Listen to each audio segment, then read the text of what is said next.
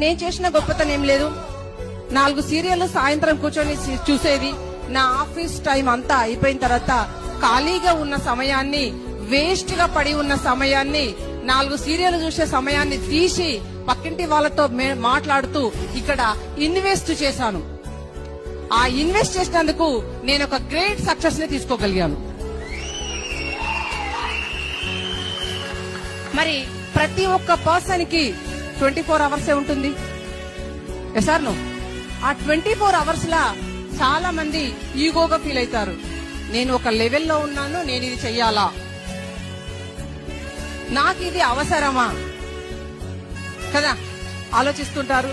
మరి first time ప్రతి ఒక్కరికి కాస్త ఈగో అనేది మనిషికి సహజంగా ఉంటది.